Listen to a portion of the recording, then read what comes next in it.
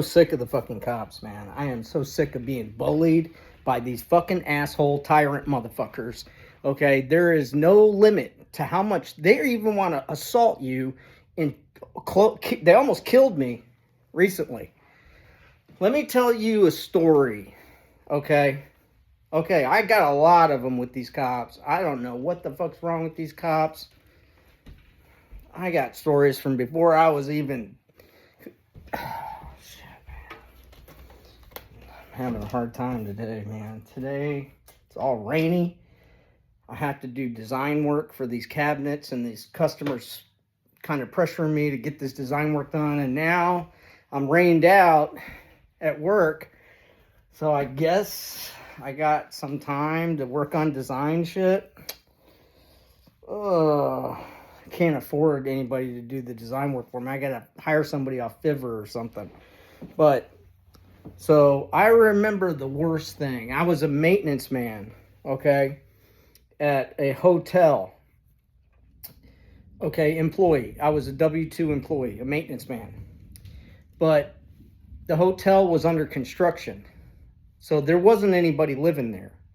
I was responsible to just do the plumbing, the supply lines, basically. It was all copper. So it was all sweat copper from, it's like 40 stories. So I'm doing bathrooms, kitchens. I'm just basically just doing supply plumbing.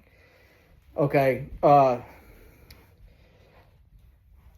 It was like a remodel. So it was an older hotel, whatever, or older condo, whatever. So they're redeveloping.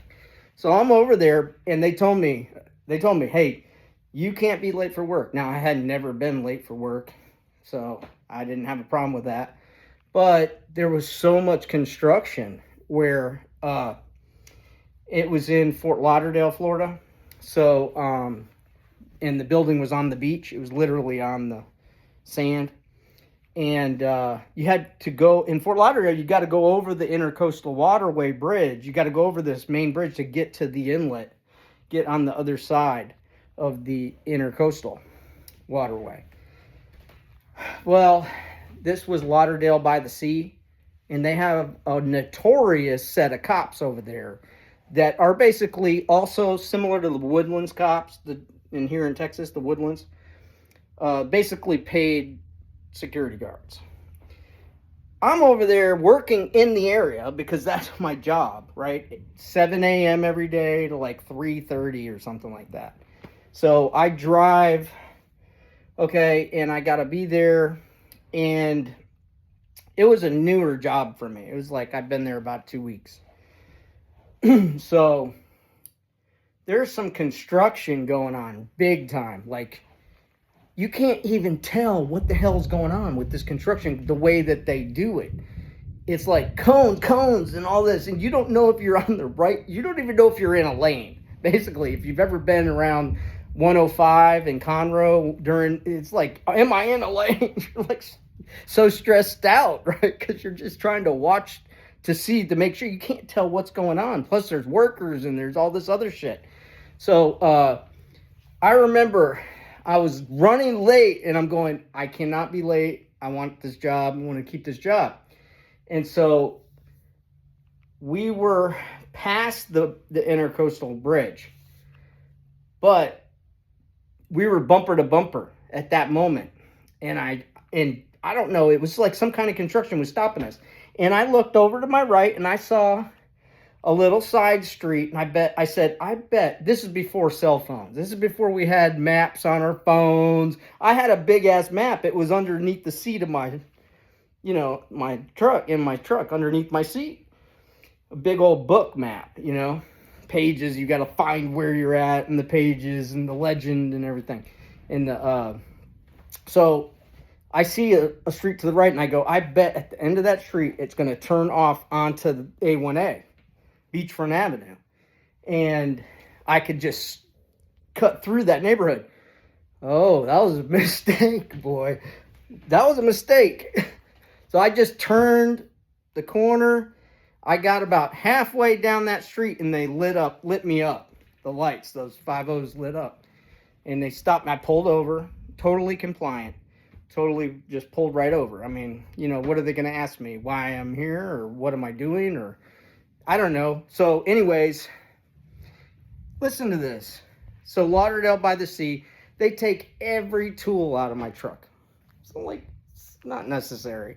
They take everything, all my ID, they take everything out of my wallet, and they laid it up there on the front of my truck.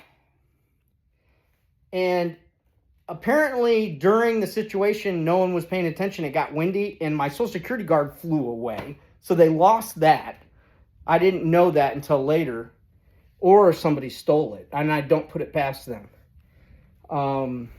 But they ended up arresting me. They said that I looked like somebody that was prowling and stuff. That they said I looked like him. Whatever. Like, what is it, Grover from Sesame Street again? He's like always around in the neighborhood. I was like, I think you're misunderstanding me with somebody on your kid's cartoon channel. Bob the Builder or something, right? No. So they arrested me. They charged me with 5 charges. 5! I was like, what the fuck you did? Shit, I just drove down the street. Come on. Okay, I was in jail for 2 days. Okay? When I got released from jail, I lost my job. My truck was impounded. I had to find it. I had no clue. They lost my belt to my pants. They lost my shoes. So I was released at 3 a.m., 2:30 in the morning, in some fricked place in Fort Lauderdale, without any shoes. They gave me slides, jail slides, which blew up. They blew out in like 20 steps. They were like, they blew out. Then I was walking barefoot. So I had my wallet. I had an ATM card. So I'm trying to find a bank. Okay, so I could go pull out cash. The buses, I'm thinking, I don't have a ride. I need to get a bus. I had to figure out where the frickin' hell I am. I got to find a bus. I got to get to a bus stop. Then I have to figure out, first of all, so I had a paycheck waiting for me at the job.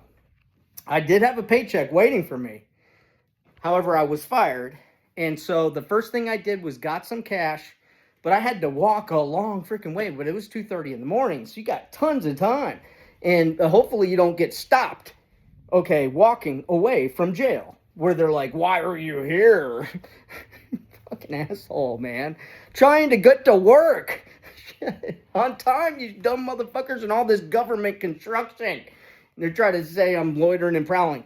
They dropped all 5 of those charges. When I was released from jail, they dropped all 5 of the charges. I don't know how or why they did it, but they put me in jail for 2 days. I lost my job. I lost my truck. I had to pay $1,000. It was a lot of money to get my truck out of the impound. And I lost my job. But I got to the ATM, got some cash. I had no shoes. My pants were falling down. Had no belt. I got to, somehow I got to a bus stop. I got to my job site, got my paycheck. So the next step is like, it was like a video game. I'm like, what do I got to do now? Now I got to take the paycheck. So get back to the bank so I can deposit it. I mean, just so you don't lose everything you got. Just so you don't lose everything you got. Fucking asshole motherfuckers. I'm so sick of these cops. Fucking unfair bullshit. Oh, I know. It's only unfair because you didn't fight it. That's what these system motherfuckers want to tell you. That if you don't go sue them, who's got money to do all that? Nobody gives a shit about the poor person trying to freaking get to work. Shit, man. These motherfuckers, these stupid cop motherfuckers, they get a fucking paper cut and they get a paid day off. They don't understand my life. They don't understand shit. These motherfuckers need to spend some time working for me. They need to spend some time on my fucking job site, and they're going to be real fucking sorry. They're going to be fucking real sorry when they realize what the fuck reality really is.